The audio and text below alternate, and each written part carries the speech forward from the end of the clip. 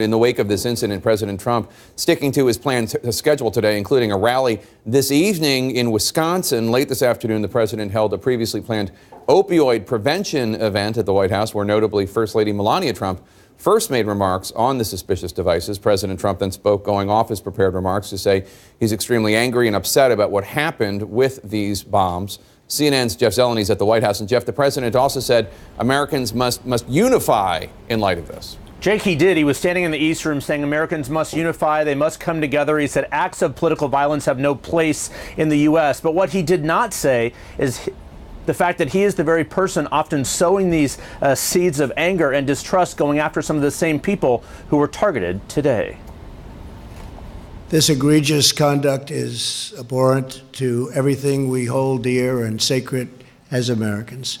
In the East Room of the White House, President Trump condemning the attempted act of violence today through explosive devices sent to CNN and high-ranking Democratic leaders. The full weight of our government is being deployed to conduct this investigation and bring those responsible for these despicable acts to justice. We will spare no resources or expense in this effort. The president issuing a rare call for civility. In these times, we have to unify. We have to come together and send one very clear, strong, unmistakable message that acts or threats of political violence of any kind have no place in the United States of America. But not mentioning that he is often the one sowing division. Those targeted, the Clintons, Obamas, former Attorney General Eric Holder, Congresswoman Maxine Waters, Democratic donor George Soros, and CNN are all favorite subjects of attack by the president and his allies at campaign rallies. But if you want the fake news to finally investigate Hillary Clinton, we'll just have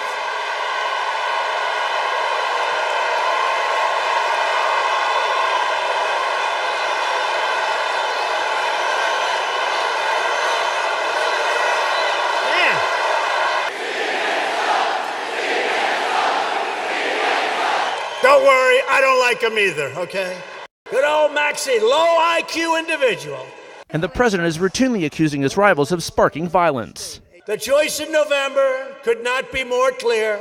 Democrats produce mobs. Republicans produce jobs. Right? After briefings by federal authorities, the president did not echo the words of New York City Mayor Bill de Blasio, who said the package bombs were a clear act of terrorism. The mayor urging the president and all officials to cool their heated rhetoric. I say this to all public officials of all partisan affiliations. Don't encourage violence. Don't encourage hatred. Don't encourage attacks on media. This atmosphere of hatred is contributing to the choices people are making to turn to violence. Republican Senator Jeff Flake of Arizona echoing the message from the Democratic mayor. We've got to tone it down. Got to see people as opponents but not enemies. 13 days before the midterm elections, the attempted attacks carrying strong political overtones. Speaking in Florida today, Hillary Clinton, the recipient of one of the devices, praised law enforcement for stopping the package before it reached her Chappaqua home. But it is a troubling time, isn't it?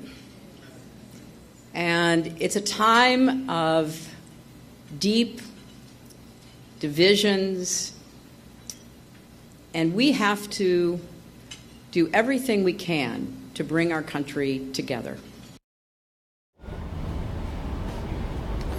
So what the president did not say today in the East Room was whether if he believes this is an act of domestic terrorism. We tried to ask him after that bill signing event. He would not say. Now, he has been receiving briefings, I'm told, throughout the day here at the White House, including from the director of the FBI. He'll be leaving the White House shortly. We'll see if he adds more onto this at all. But Jake, the central question, as he heads to a campaign rally tonight in Wisconsin, is his tone going to be the same there? Or is it going to be the call for civility that we heard in the East Room today, coming 13 days before the midterm election? Jake? All right, Jeff Zeleny, thanks so much. I want to bring in CNN national security analyst Lisa Monaco. She's the former assistant to President Obama for Homeland Security and Counterterrorism. Lisa, good to see you as always. You were Homeland Security Advisor in 2013 when letters testing positive for ricin were sent to President Obama and to Congress.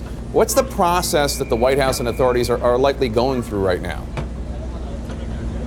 That's exactly right, Jake. So what happened there was the standoff facilities, so the facilities outside the White House, outside Congress, and at some distance, were able to fend off and see this and detect that envelope before it reached its intended targets.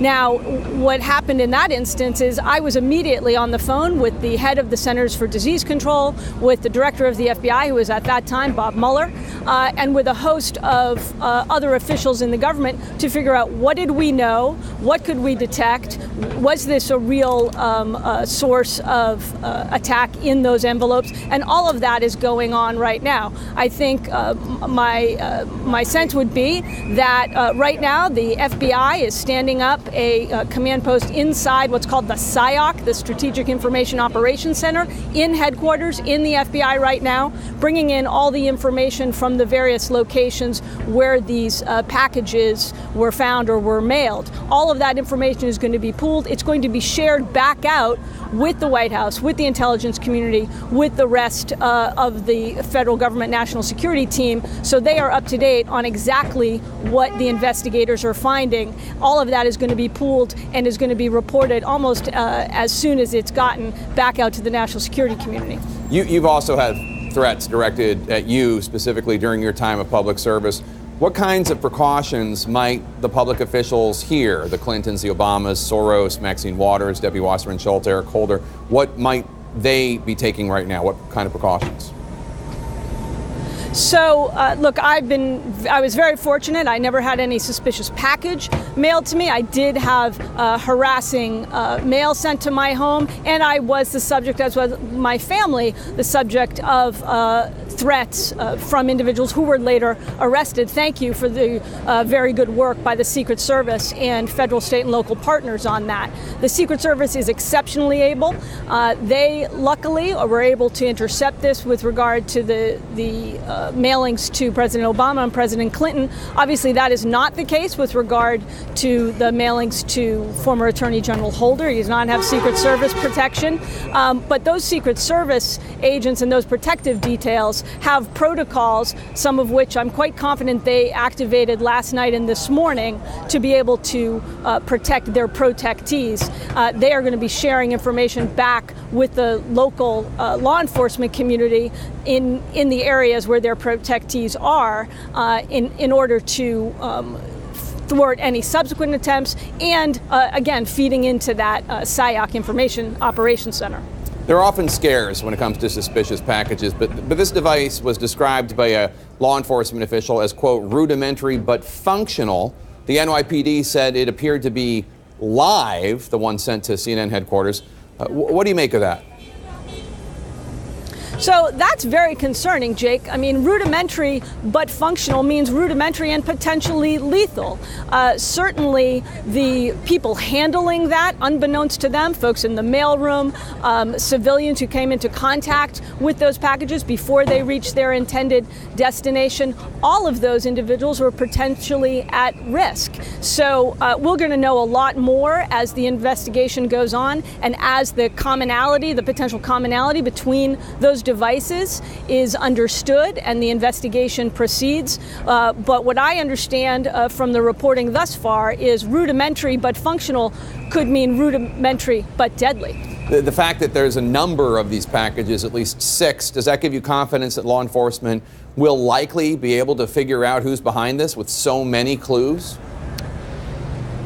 Look, I'm confident that the Joint Terrorism Task Force, which is going to be operating in each one of these locations and pooling information, which is, of course, FBI-led, but very importantly, Jake, has representatives from state and local partners in all of these jurisdictions. They're going to pool their information, their intelligence. The common thread here seems to be this common return address. There will no doubt be leads developed about how these items may have been couriered. Some of them, I understand, as the reporting is coming in thus far, they were not actually mailed but may have been couriered. All of those things are going to be potential leads, and I'm very confident that the FBI, working with its state and local partners and other federal agencies like the ATF and other entities, are going to be pulling those common data points, and that's going to give them a lot to go on. If you were advising President Trump right now, what would you tell him? Jake, I've been in that room advising former president, advising President Obama in the wake of the Boston Marathon bombing, in the wake of this ricin attack, in the wake of mass shootings. The important thing is always to try and bring the country together, to explain to the country, this is what we are doing to keep you safe. This is what we know. Importantly, this is what we don't know. But very importantly, the job of the president in a crisis like this, in a situation like this, is to try and bring the country together, to appeal to the better angels of our nature. And that is the type of message that in the past I've been privileged to be a part of with the former president. Lisa Monaco, always good to have you on. Thank you so much for your time, your expertise.